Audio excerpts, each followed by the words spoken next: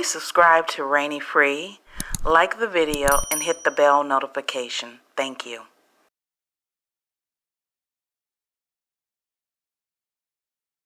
And next decade, he will probably give away more than $10 billion.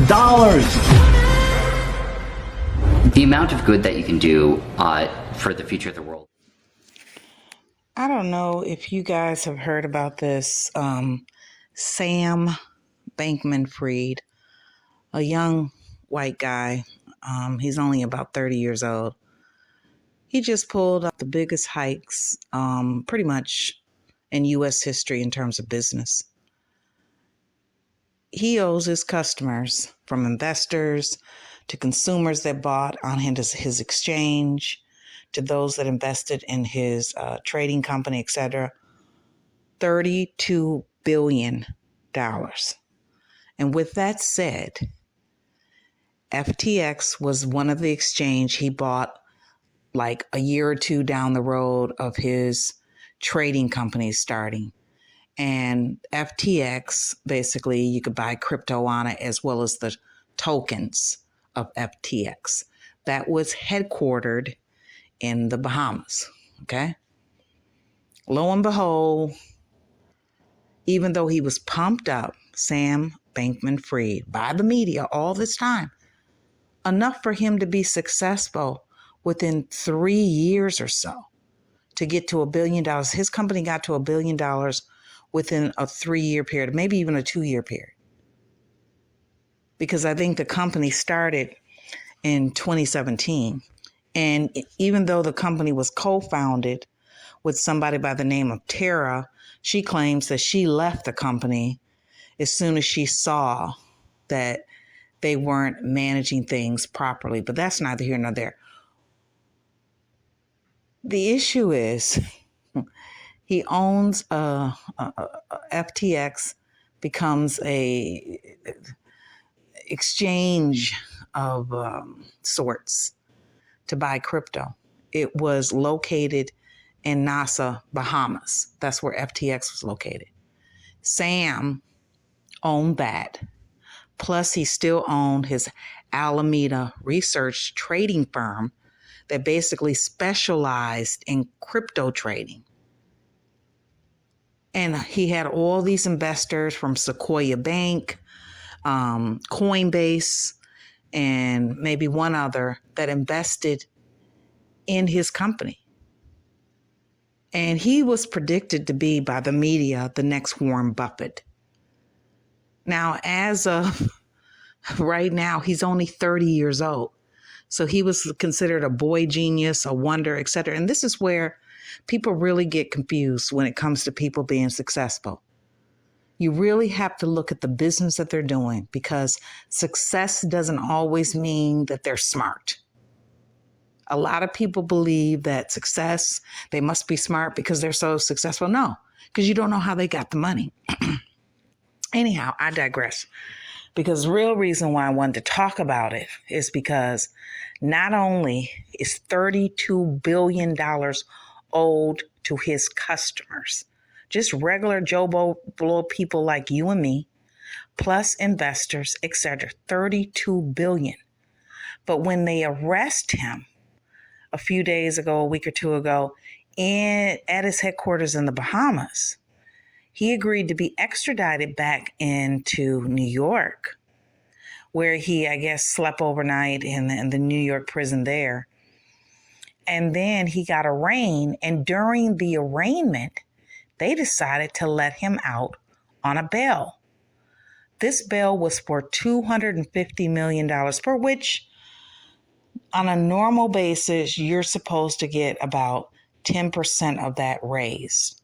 And the bail bondsman of company, I guess, carries forward the rest of it. However that's really done, I don't know. But 10% of it. So that would have been $25 million. That bail bond, by the way, of $250 million was the highest bail bond in U.S. history outside of Durst, D-U-R-S-T, Mr. Durst, who was a real estate mogul and a lot of old money. That was probably the highest, was Durst in history. Sam Bankman-Fried's or Bankman-Fried. I mean, this is Bank-Fried, though. I mean, make this make sense, you guys. Sam Bankman-Fried. But it's like saying the bank fried us again. I'm sorry. Because I don't understand what we're not understanding about it. He gets out on bail without raising the $25 million needed. Without. And then you can see here, when he leaves after his arraignment to go home where, you ask? To California, where his parents live. He's not handcuffed or anything. He's not considered a flight risk, yet he mismanaged $32 billion. And basically what he did, he had a currency exchange company called FTX, and he initially and still kept the Alameda Trading Company. Okay, he still had that. He decided when a person bought his tokens or any crypto or did any investment on his exchange and maybe in his trading company, he decided to transfer the money from FTX, basically FTX, and put it in his Alameda research company without people knowing it. So that's basically like you go to the bank and deposit $200. And you decide, well, I need 50 of my $200. And so you go to the bank to withdraw your $50 of your $200 you deposit in the bank. And the bank tells you, I'm sorry, I don't have it. What? Basically, that's what happened to these people. So all the while we're sitting up here about Kanye going on a rant and Kyrie Irving posting a link to a show. This guy was getting away with $32 billion and he got bailed out, and he got bailed out on personal recognizance basis, basically, because from what I understand, his family put up their home as collateral in California, but the home is only valued at $4 million. He needed at least 10% of $250 million. That would be $25 million. So they were just basically, okay, you put up your home, the home's worth $4 million. We'll just take the other as a personal recognizance basis. Really? Make this make sense. Make this make sense. Then when you take a look at the personality of this young man, I wouldn't invest in him, but you have a lot of people that think because the media is pumping a person up in business, that they're all that in a bag of chips, that they're somehow smarter than you. They must be doing something right. No. If you know enough about business, you should know research first. Trust but verify. Trust but verify who they are. And to come to find out, his parents, he went to, Sam Bankman-Fried went to Stanford University. His parents are affluent, but they weren't as rich as their son. A lot of small businesses, and particularly Black-owned small businesses, they get what you call predatory loans. And you still have to be on your P's and Q's just for a predatory loan. What type of companies, Sequoia Bank and all these other firms, Coinbase is a cryptocurrency. I think they start off a publication. Now they do exchange where you can buy crypto, etc. But Coinbase is a well-known company, as well as a venture capitalist company. Invest enough money to where Sam Bankman-Fried becomes a billionaire. And then the media pumps him up like he's boy genius or something. When you hear him speak, you can tell he doesn't know what he's talking about. Really? You can't tell that? You don't even have to understand crypto to understand this. Crypto is just basically you go to an exchange, much similar to what Sam Bankman-Fried owned, which was called FTX, just like going to a bank. And you say, when you go into the bank, I want to buy some CDs. You tell the bank this. Well, when you buy crypto, you go to a crypto exchange like his, FTX, you buy the crypto. You can either keep the crypto on the exchange if they have a wallet, which is not exactly suggested, or you can take the crypto and put it in what is called a hot wallet or a cold wallet. A cold wallet is basically you take it off of digital. It's nowhere to be found digitally. You may even print out the keys, etc. I don't want to go into details about it, but just think of it as going into the bank and you're telling the bank you want to buy a house or a car or you want to get some CDs or whatever. That's what it's like, right? And then you have to have somewhere to put the crypto. And you can leave it on exchange, and therefore they have not only the address for the wallet, but they have what is called the keys. You're not supposed to share the keys, etc. I don't know all the goods and services that FTX, that was owned by Sam Bankman-Fried, had on its exchange, but I do know that the customers and investors are claiming he owes $32 billion because apparently he decided to take profits from FTX and put them, I guess, in Alameda, the other company. And when you run a business, the two companies can't cross over that way. And when it was all said and done, the people, if you've ever heard of a bank run, that's when people rush to the bank to withdraw their money. People started trying to get their coins from their crypto to their cash or whatever values they had, and it crashed FTX. It crashed his company, and he had to file for bankruptcy, only to find out that the money was not there to the tune of $32 billion. Let me repeat this again. That's like going into your bank, making a deposit for $200. You go back to the bank for whatever the reason. I can't help but laugh at this. To withdraw some money out of your account, out of your savings account or what have you. And the bank tells you, I'm sorry, they don't have it. And that's because the bank took the money and put it into their real estate investment business or whatever. That's what that's like. So it's not that complicated to know this.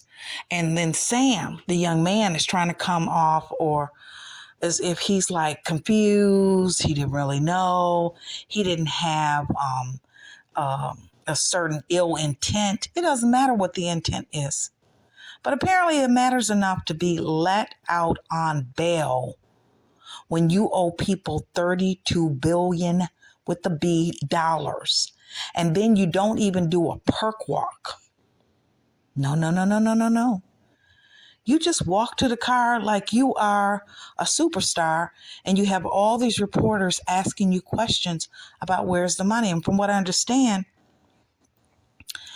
when the company fell, I think about a few weeks ago now, right? Maybe sometime towards the end of November, sometime in November, beginning of December, and it was all said and done. Sam claimed he only had left $100,000. $100,000. And maybe it's true. I don't know. Because his parents' home is only worth $4 million.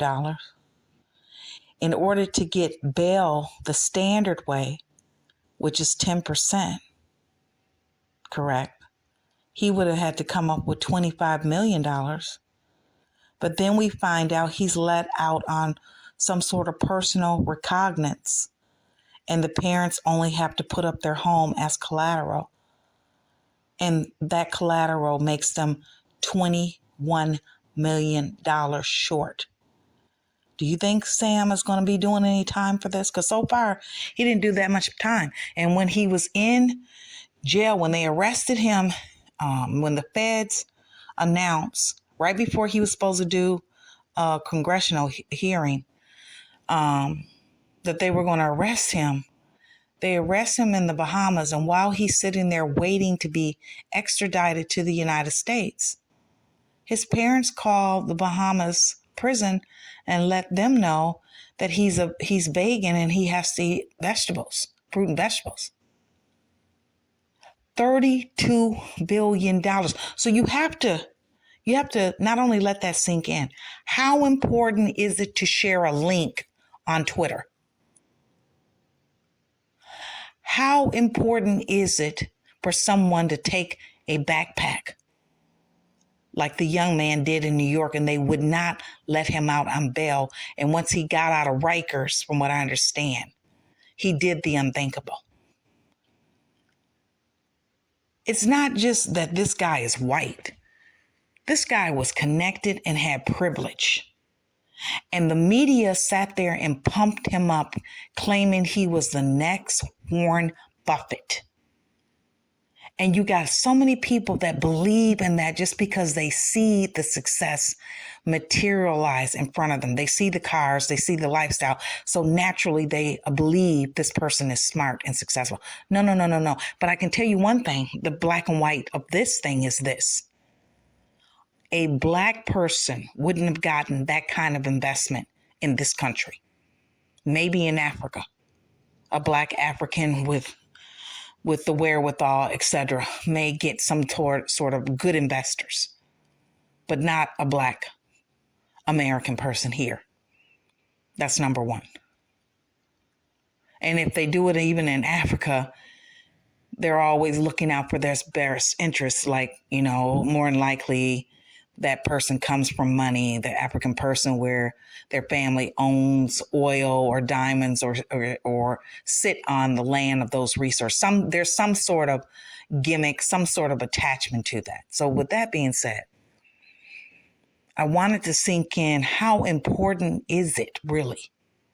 When they arrested Bill Cosby, they had to show him in handcuffs and all kinds of things.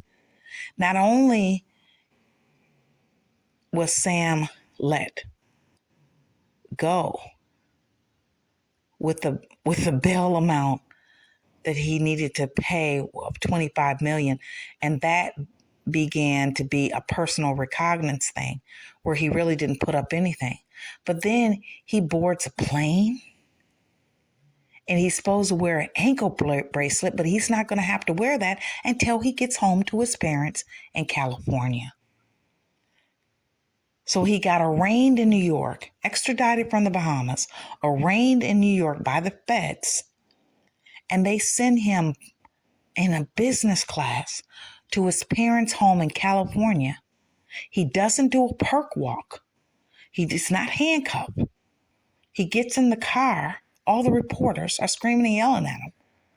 And he flies home, where we can expect that he'll be wearing an ankle bracelet once he gets to California.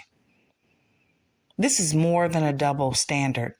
This is the elephant in the room. While we're sitting up here focused on, like I said before, all the drama that ensued with the anti-this and anti-that in the media, we've got this guy over here stealing $32 billion.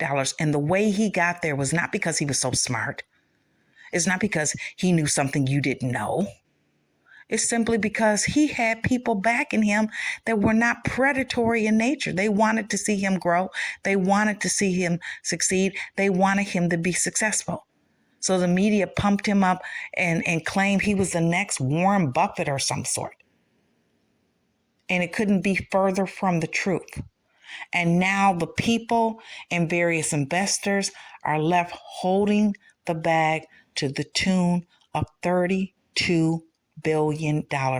Let that sink in, ladies and gentlemen, because I am here to tell you, if that was a black person, they would have caught that a long time ago, that they were not operating or functioning properly before they ever invested in them.